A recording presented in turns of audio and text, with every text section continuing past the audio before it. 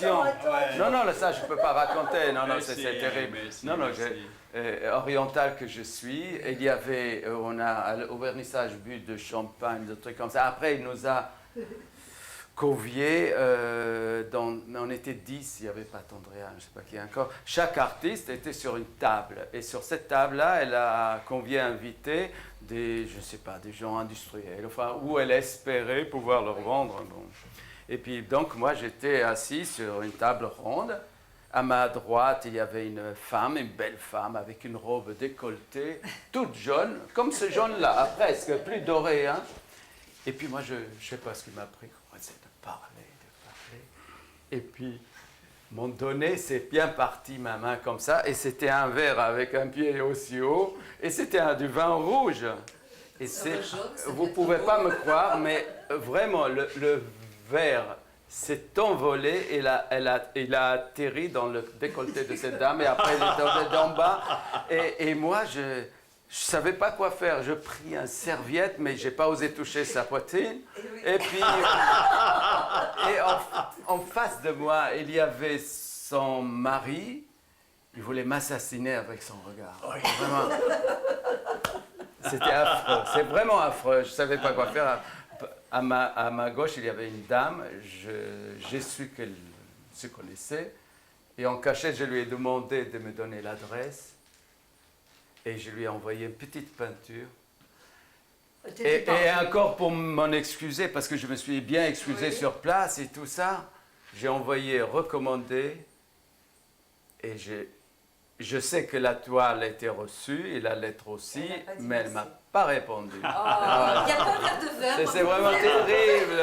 Et alors j'ai raconté ça une fois.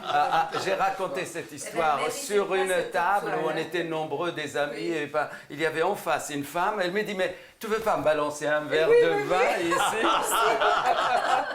Et voilà les peintres. Voilà, c'est ça. Voilà. Macha, alors, mais qui est ce brillant conteur? Mais qui est ce brillant conteur? Tu n'as pas commencé. Mais bien sûr, j'ai 2 minutes 30 déjà d'enregistrer. Pourquoi? Ah, vous avez commencé avec cette histoire? Oui, c'est très bien. Alors, mais, désolé. Qui est Monsieur Haddad? Monsieur Abraham Haddad, qui...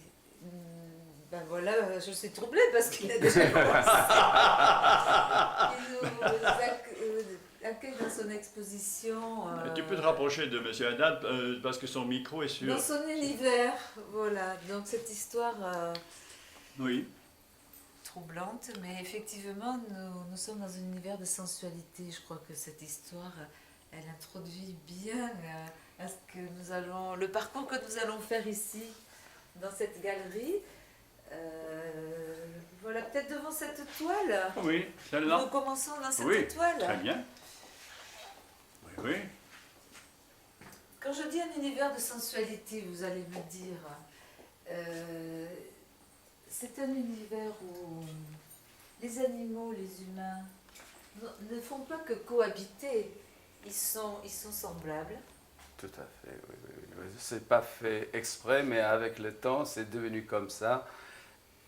Même on me le dit, vous ne faites que votre autoportrait dans les hommes, dans les femmes, et moi j'ajoute dans les animaux aussi, j'en fais partie, je crois, en fait. La peinture finit par me ressembler. En tout cas, je demande à tous les autres aussi que leur travail leur ressemble.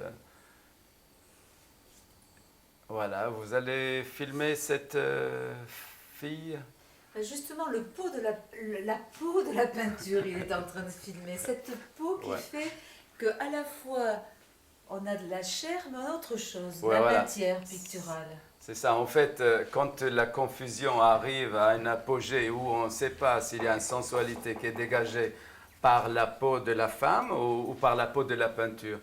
Moi-même, je ne sais pas, on me le dit souvent ça, mais bon, s'il y a une sensualité, ce n'est pas prémédité. Absolument pas. Rien n'est vraiment voulu au départ quand je me mets à peindre. Je ne sais pas, posez-moi des questions, peut-être je pourrais continuer. Vous parlez justement de la sensualité de la matière. Je crois que dans votre parcours, vous venez de la peinture abstraite. Et souvent, c'est le parcours inverse. Peut-être que Si vous, Oui, vous pourriez nous c'est dire un petit peu comment vous êtes passé de... c'est ça. Bon, mon histoire dans la peinture, ça remonte à loin. J'avais 19 ans quand j'ai commencé l'apprentissage à l'école des beaux-arts, c'était à Tel Aviv. Cette époque-là régnait l'art abstrait, l'art lyrique. Moi, comme un bon étudiant, j'essayais vraiment d'écouter et de faire. Ma peinture était abstraite. On nous disait, vous les jeunes, vous n'avez pas besoin de vous fatiguer à apprendre le corps, à apprendre la perspective, l'anatomie. Vous vous attaquez directement à la peinture, la vraie peinture en fait. Et puis, en 65, je voulais venir voir ce qui s'est passé dans Paris. Paris, à cette époque-là, c'était le centre de l'art pictural. Et puis, j'ai couru vite voir ce qui s'est passé dans le musée. Et à cette époque-là, c'était vraiment l'art abstrait qui régnait. Mais en même temps, j'ai découvert une autre peinture que je ne soupçonnais pas l'existence. C'était Rembrandt d'abord, j'étais devant sa peinture, c'était les icônes, c'était même des dessins qui étaient faits là où je suis né à Bagdad au XIIe siècle, tout ça. Donc, à côté de ça, ma peinture de cette époque, c'était un peu pauvre, donc j'ai abandonné tout et j'ai recommencé des zéros. Je me suis mis dans l'atelier à l'école des beaux-arts devant le modèle et recommencé. Et puis, c'est longtemps après, je me suis rendu compte que je suis redevable à mes professeurs de cette époque-là, à cet abstrait, parce qu'en fait, si on regarde bien mon travail, il est fait d'une peinture abstraite. Le corps n'est là que pour souligner des formes, mais en fait, si on regarde de près, c'est cet amalgame des couleurs, de transparence, de superposition. Ce n'est que pour faire cette peinture. Voilà. Et puis si par, là ce que je vous ai dit avant, si par malheur une toile se déchire et il ne reste qu'un petit bout, je souhaite et j'espère vraiment que ce bout-là continue de parler en peinture. Voilà, c'est-à-dire si on découpe un petit carré ici, Voilà, exactement. On a votre peinture Ça veut dire abstraite du début, exactement. mais Et puis, le parcours est beaucoup plus long que ça. et oui, et vous savez, je le fais parfois exprès de donner un coup de chapeau où je profite qu'il y a un tapis et dans le tapis, je le donne ce côté abstrait des couleurs et tout ça. Autrefois, ma peinture, ce n'était que ça. D'accord. Voilà. Oui. Et- Finalement, c'est un élargissement. si vous voulez, oui. Oui. Oui. Dans ce tableau, on ne s'est pas arrêté, je crois. Moi, ce qui me touchait aussi, c'est que vos figures, elles sont contemporaines. Il y a une facture classique, et paradoxalement, cette facture classique, elle vient d'un travail justement sur des couleurs et sur l'abstraction. Et on retrouve ici, dans une facture classique, une vision très contemporaine de l'humain. Écoutez, quand on dit classique, moi je revendique vraiment ce côté classique et je pense que bon, tout en étant de l'époque, mais je ne fais que trouver le fil qu'on a laissé les autres, que j'aime beaucoup, quelques autres, et puis j'essaye de continuer à ajouter un petit clou.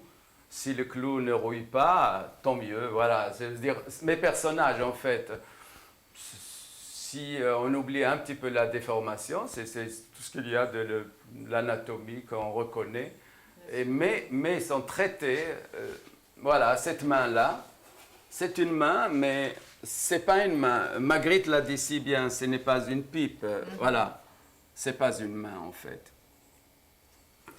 Alors en même temps, vos personnages, moi j'ai l'impression que ce sont jamais seuls.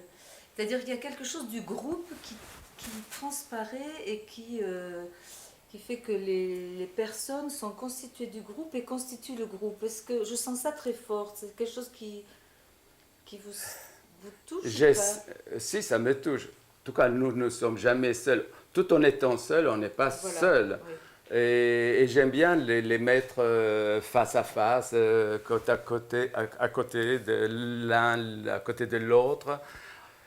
Souvent, on voit leur solitude quand leurs regards ne se croisent pas.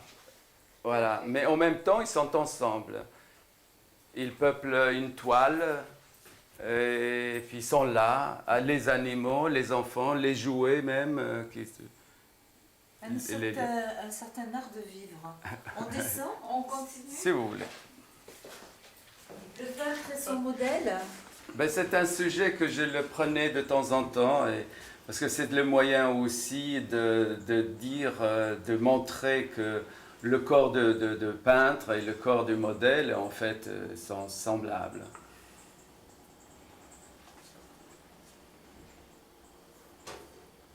C'est le corps de la peinture. C'est le corps de la peinture, encore une fois. Le corps de la peinture, la peau de la peinture.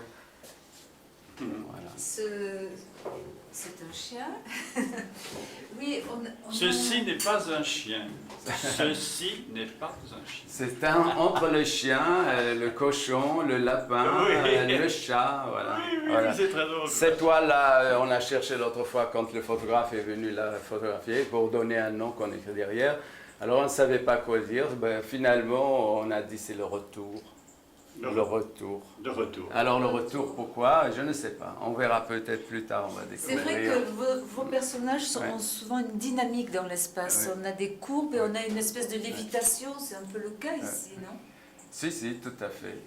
Et là, peut-être, il y a un bon exemple de parler de ce côté abstrait que j'avais ça pendant longtemps. Si on regarde la Terre, enfin, ce champ-là qui représente le sol, et puis voilà, c'est une peinture complètement, on peut le découper et la signer peut-être. Voilà, comme le dos de ce bonhomme qui Monsieur descend. Alain, est-ce que vous pouvez descendre doucement? Voilà. Voilà. La place du portrait, parce qu'on a quand même beaucoup de portraits. Je parlais de personnes en groupe, mais ici on a un portrait. Nous parlions tout à l'heure de ce fameux triangle de l'expressivité chère à Paul Sangla, de la tête. Oui, la tête et les mains. Oui, souvent, moi, je pense que ce qu'il y a d'expressivité chez nous, c'est la tête, dont les yeux prennent une place importante, et les mains. Donc j'essaye d'appliquer cela dans mon travail. Je ne sais pas si je réussis, mais en tout cas c'est ça. Vous parliez tout à l'heure de l'école hollandaise qui pratiquait ce Tout à fait. C'est hollandaise, flamande, qui savait bien faire. Oui. D'accord, oui. Voilà. Le triangle, oui. Et là sur un fond sombre.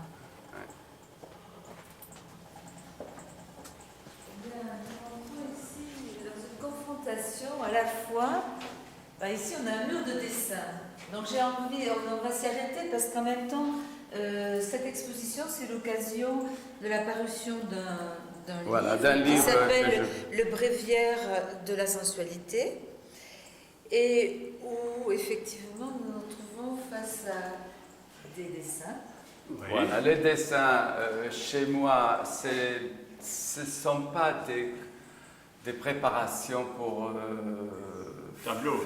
les tableaux, mais en fait, c'est une sorte de laboratoire où je laisse ma plume. Ce sont des dessins simples, plume et encre de Chine.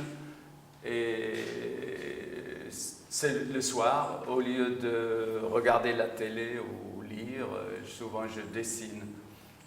Et quand je commence un dessin, en fait, moi, je ne sais pas où ça va arriver, atterrir.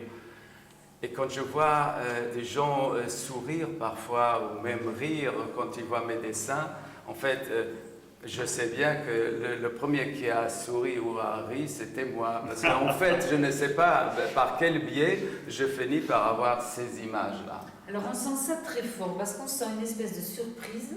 Et en même temps, on a l'impression qu'on est dans une situation qui n'est pas achevée, qui va se poursuivre. Et on est pris dans un instant. Et moi, j'étais très sensible à ça. Et puis un autre élément, j'étais très sensible. Et je trouve que c'est rare, quand on parle de sensualité, qu'on fasse entrer vous inscrivez ça dans l'univers du jeu, y compris le jeu au sens théâtral. Oui, tout à fait. Et pour moi, c'est la voie la plus sûre de l'érotisme. Mais bon, Bon, enfin, la même je n'ai pas chose. toujours exploré. Ouais. Et là, je trouve que vos dessins sont d'une Vous- Sensualité, secours, sensualité, oui, sensualité. pour ouvrir des voies. Ben écoutez, j'ai un ami peintre que j'admire son travail. Il m'embête chaque fois. Il me dit, mais pourquoi vous ne prenez pas les sujets de vos dessins pour les réaliser dans la peinture? Mais en fait, je pense qu'il se trompe, il se gourre complètement. Mon dessin en soi, c'est quelque chose qui est différent. S'il y a une sensualité, c'est le trait et le corps exprimés directement dans le dessin. Tandis que la peinture, c'est autre chose, c'est une sensualité par le pigment, par le travail, la malaxation des matières, les superpositions. Voilà, Oui. c'est vraiment différent. Ils ne peuvent pas s'évader. Ils ne peuvent pas s'évader du dessin. Ils sont là et ils y restent. Oui, de toute façon, le dessin aussi, j'aime bien parce que j'aime l'aventure. Il y a le côté non-retour quand je dessine, n'est-ce pas? Je ne peux pas revenir en arrière. C'est fait une fois. Donc, c'est ça aussi que j'aime bien. Alors, on parle de matière. On est dans l'encre de Chine ici, c'est Oui. ça? Et c'est vrai que quand il y a tache, quand il y a accident, c'est aussi quelque chose Ah de ben, la matière qui rentre dans Tout dans à le fait, dessin. vous avez touché un point très important. Je dessine et comme vous dites, parfois même il y a des gouttes qui tombent et cette goutte-là, j'essaye de la plier à mon besoin pour aller vers quelque chose qui n'a pas été prévu. Et vraiment, rien n'est prévu. Je commence un dessin par un petit bout et la plume va, alors cette ligne-là qui était déjà marquée sur le papier, m'évoque une forme et puis je continue comme ça et puis ça se construit. Oui, vous êtes lecteur de votre propre dessin. Je suis lecteur, je suis à la limite témoin plus que le même créateur. Voilà, Vous phagocytez tous les hasards. Quoi. voilà tous les hasards, tous les accidents, voilà, c'est ça. Donc on revient à cette matière picturale, qui donc deux types de sensualité vous dites, mais donc cette matière de la peau, de la peinture. Oui. Les animaux, c'est quand même très Ils sont là, tiens. très présent, mais vous dites que ça fait partie de votre univers. Ça Oui, les animaux, c'est comme le lieu, c'est un prétexte en fait pour peindre, mais en même temps, je le disais souvent, maintenant je me défends plus parce qu'il paraît que mon travail a une charge émotionnelle, une atmosphère spéciale. Moi je disais dans le temps, ce n'est qu'un prétexte, mais en fait, je ne sais pas. Mais ce n'est pas moi qui fais tout ça, ça devient comme ça sans moi, sans mon travail voulu. Et là, on peut peut-être regarder, je parlais d'un clin d'œil ici, Oui, c'est l'image qui est abstraite comme ça. Et si vous passez directement sur le corps de la dame, c'est le même abstrait qui se trouve dans les deux. Sur les animaux aussi, oui. Le monde de l'enfance, les enfants sont présents dans votre... Les enfants, c'est quelque chose qui nous rend la vie heureuse. Et puis cette naïveté et innocence que nous, on les perd avec les années. Donc j'essaye de les retrouver chez moi. Du coup, j'ai envie de vous poser la question de la transmission, parce que vous êtes quelqu'un qui enseignait, enfin vous transmettez quelque chose de votre peinture, puisque vous enseignez, vous avez des élèves, vous enseignez aux Beaux-Arts, je crois. Oui, Voilà. pendant des années, mais vous Alors savez... qu'est-ce qu'on peut transmettre de la peinture? Je ne sais pas, je suis tenté de vous dire, on ne peut pas transmettre, on ne peut pas enseigner. On peut enseigner technique. Moi, je pense que le bon professeur n'est là comme un guide qui a une torche à la main pour éclairer quelque chose que le jeune ne regarde pas, ne voit pas. Je ne sais pas si c'est le lieu de raconter une histoire. Oui, allez-y. Parce que quand les jeunes me demandaient, moi je dois trouver mon style, ma façon originale de travailler. Je cherche ma voie, ma réponse. Je leur dis, mais arrêtez de chercher. Alors le jeune ne sait pas, ça veut dire quoi? Alors, moi non plus, je ne sais pas. J'ai trouvé le moyen en racontant une petite blague très ancienne, je ne sais pas quand est-ce qu'on me l'a racontée, c'était fait pour rire, mais je trouve que ça illustre bien ce que je voulais dire à ce jeune. Voilà, la blague est comme ça. Dans un village en Europe de l'Est où les Juifs vivaient dedans une tarsie comme ça, s'appelait les shtetl. Donc la nuit, une nuit très sombre, le vigile qui fait le rond de nuit, il voit un homme de loin sous un lampadaire en train de chercher, il va le voir et le bonhomme lui dit, écoutez, j'ai quitté le bistrot, disons, effectivement il était un peu saoul et il lui demande, mais qu'est-ce que vous faites ici? Il lui dit, mais écoutez, j'ai perdu ma clé, comme ça j'essaie de la trouver parce que sinon je ne peux pas rentrer chez moi. Il lui demande, mais la clé, vous l'avez perdu ici?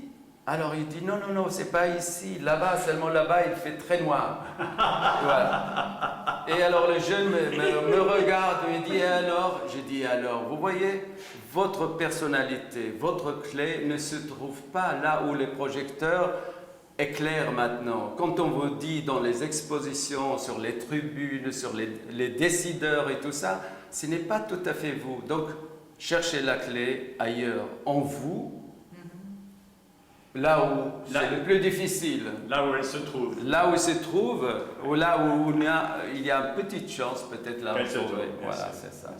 Oui, et en même temps, vous reconnaissez qu'il y a, on hérite de l'histoire de la peinture et que quelque chose se transmet d'un savoir-faire, mais aussi pas que d'un savoir-faire. Vous dites vous-même, bon, comment vous l'avez découvert dans les musées. Alors comment le jeune, il peut effectivement aussi se rattacher, s'inscrire dans cette histoire de la peinture? Je crois que nous sommes tous différents les uns des autres et chacun a une personnalité et s'il a le talent, qu'on le cherche, ou ce que j'ai dit tout à l'heure, qu'on ne peut pas apprendre ça, on ne peut pas donner ça, on l'a ou on ne l'a pas. Mais c'est ça ce que j'ai dit, chacun doit, je ne sais pas, trouver le moyen de se retrouver, lui. Est-ce qu'il n'y a pas aussi une question d'obstination? Si, quand même. Oui, j'ai oublié de dire, là, il faut travailler, il faut être assidu, il faut passer par là, et par des déceptions, par les gens qu'on ne vous comprend pas, de tout, et qui vous demandent autre chose que de ce que vous faites. Donc on a ici particulièrement la peinture dans la peinture. Exactement, ouais, c'est ça que je disais tout à l'heure, j'essaye de profiter. Cette peinture qui est accrochée ici, en fait, dans la peinture, c'est un paysage, mais en même temps, c'est des pigments. Pigments mélangés avec des huiles, de la terre éventrine, tout à fait, c'est ça. De la terre éventuellement, vous avez dit? La terre éventrine. Ah, la terre éventrine. Non, il n'y a pas d'épaisseur. Oui. S'il y a une épaisseur, ce sont la peinture elle-même, les pigments. Oui. Et je souhaite en fait, c'est ça au fond, que quand on regarde mon travail, que ce n'est pas les pigments qu'on voit, mais qu'on finit par voir autre chose. Vous voyez? Qu'on oublie que c'est une peinture, qu'on oublie que c'est une peinture faite de couches, de tubes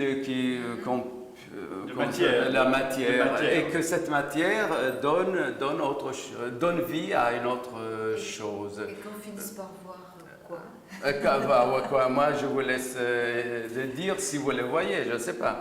Un morceau d'humanité. Ah oui, j'espère bien. Écoutez, j'ai parlé tout à l'heure de Rembrandt, vous voyez, et quand je vois une toile de Rembrandt 400 ans après le temps qu'il l'a faite, et que quand j'ai la chair de poule devant une toile comme ceci, c'est ça que... Il était comme un alchimiste, il a transformé la peinture en humanité, ce mot-là que vous venez de dire. Je ne me compare pas mais j'essaye d'aller dans ce sens-là. J'espère arriver quelque part, mais en fait, c'est pas facile. C'est vrai que vos couples, ils regardent ensemble vers ils ne se regardent pas. Et finalement, Voilà. non, mais ils me regardent toujours. Et ils vous Moi, regardent. que je les Oui, c'est ça aussi. Ils vous crée, regardent, que je les exactement. peins, n'est-ce pas? Oui. Exactement, ils vous regardent. Je pense que aussi c'est le moyen d'essayer de capter l'expression quand on a dans le visage de quelqu'un, de le regarder d'en face, de voir son regard surtout. Oui. Ici, cette dame-là, je crois que c'est l'essentiel. Si on cache les yeux qu'elle a ou les yeux de cet animal, cette toile perd beaucoup de son intérêt. Et dans ce « il vous regarde », c'est aussi « il nous regarde ». C'est-à-dire, c'est vrai que cette toile, elle existe parce que vous l'avez peinte, mais parce que quelqu'un va la regarder, y compris dans de nombreuses années. Mais écoutez, ça c'est l'idéal de chaque peintre qui souhaite quand sa peinture essaye de trouver un regard. Trouver un regard, voilà. Nous, ce qu'on essaie de transmettre aussi, oui. là, c'est une invitation au regard. Et c'est vrai que, voilà, il y a un triomphe de regard qui se fait là. Ouais, exact. Ah, ici, ils ne se regardent pas. Ils ne nous regardent pas. Et c'est vrai, oui, mais ça arrive aussi qu'ils te tournent le regard. Peut-être ils ont intimidé par moi. Là, vous les avez intimidés, oui. Là, vous les avez intimidés. Mais pas cette dame-là. Non, pas cette dame. Non, celle-là n'est pas intimidée. Absolument pas. Nous remontons tranquillement. Et celui-là, un beau chapeau. C'est un beau chapeau, oui. Ah oui, c'est un chapeau de campagne, une capeline. Je ne sais pas. Une capeline. Oui, en même temps, on a l'impression qu'on est dans un autre siècle aussi. Enfin, je sais pas. Et ce chapeau, on a la courbe, les mains viennent faire une courbe. Le Oui, chapeau bien aussi, sûr. Tiens. Oui, Voilà, c'est ça. Vous me faites découvrir ça, c'est vrai ça. Les deux courbes se répondent, oui. Hein? Oui, oui. Ce n'a pas été voulu, mais ça existe. C'est vrai que Le hasard. votre trait est beaucoup dans la courbe.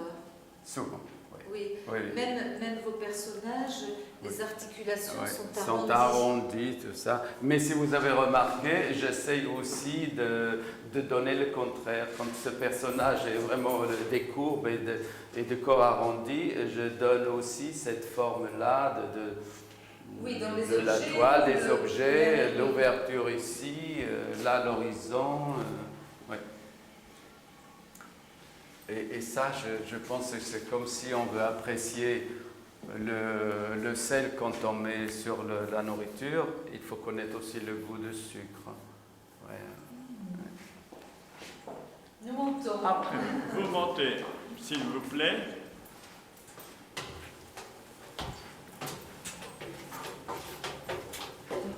Alors, le sel de la peinture, c'est quoi? Le sel de la peinture. Non, ça, je l'ai dit quand on a parlé des courbes et des lignes tout droit. Oui, ouais. mais Anne apprécie. au-delà, le sel de la peinture. Qu'est-ce qui fait qu'une peinture impose sa présence? Ah ben, vous savez, je crois qu'une des plus grandes difficultés, c'est à savoir quand est-ce qu'il faut s'arrêter et quand est-ce que la peinture est finie. Ah. Je ne le saurai jamais. Vous parlez pour chaque tableau? Pour chaque tableau, quand on le fait, n'est-ce pas? Quel moment il faut s'arrêter? Qu'on ne peut plus rien ajouter, que la toile est déjà là, bien faite. Ça, c'est un mystère. Je sais pas. C'est pour ça que on ne vous filme pas à l'atelier, on vous filme dans un endroit où vos toiles, vous avez décidé qu'elles étaient arrêtées. Voilà, c'est vrai ça. Et oui. Mais en même temps, 2-3 ans après, je peux me retrouver devant une toile où je pensais qu'elle était bien finie, où je me dis, mais comment j'ai fait ça? J'aurais dû, n'est-ce pas, faire autrement, ajouter des choses Mais vous la ou reprenez changer. pas. Je la reprends rarement, non. Non, c'est pas la peine parce qu'en fait, ça c'est une toile, c'est aussi une expression du moment, là. Exactement. Voilà, c'est ça. Bien, je crois que nous avons fait un tour. Eh oui, et nous revoilà au début, comme toujours. Marie qui Ah nous oui. accueille. Et Marie qui est là. qui s'occupe de cette qui, Ah qui oui, est la reine de et cette puis galerie. depuis très longtemps. Hein, je Savez-vous pense pourquoi Marie, pour moi, c'est une galeriste où n'existe pas beaucoup comme elle dans ce milieu. Parce que, voilà, elle expose beaucoup de peintres, elle en a une liste pas mal. Et moi, j'adhère à beaucoup de ceux-là, où je trouve qu'ils sont très bien. Il y en a que j'apprécie moins, mais en fait, une chose est sûre, quand elle les expose, c'est elle aime beaucoup ce qu'ils font. Et sa conviction de cet amour qu'elle a pour ce travail-là, elle essaye de le transmettre et ça se passe si bien. Ah, ben, je le défends au maximum parce que Voilà. c'est une forme de passion. Je crois que quand j'ai eu la première vision du travail d'Abraham ou d'autres peintres, c'est que vraiment j'ai aimé. Et puis je pense que c'est aussi un très très bon travail, un très beau parcours. Non, mais je parlais de travail en général. Ah oui, bien sûr. Un galeriste qui expose pour des raisons autres que son amour à cette peinture-là, ce n'est pas bien. Nous le savons. Et il y a beaucoup de raisons que voilà, ça veut dire cette peinture se vend bien, c'est le moment, c'est la mode, c'est bien, voilà, c'est pas ça. On ne défend bien que ce qu'on aime et ce qu'on achète, même en plus pour soi. Ouais. Voilà. On ne défend bien que ce qu'on aime. Bravo Marie, merci pour la conclusion. Merci. Merci Voilà, à madame. vous. Merci, merci. Voilà, tu peux laisser là. Oui, oui, oui, oui. On peut laisser là. Oui, un petit coup d'œil encore. Oui, hop, et le petit visage que j'ai vu au début. Oui, voilà, voilà, voilà. Voilà, il s'agissait bien sûr d'Abraham Haddad dans la galerie Pierre-Marie Vitou.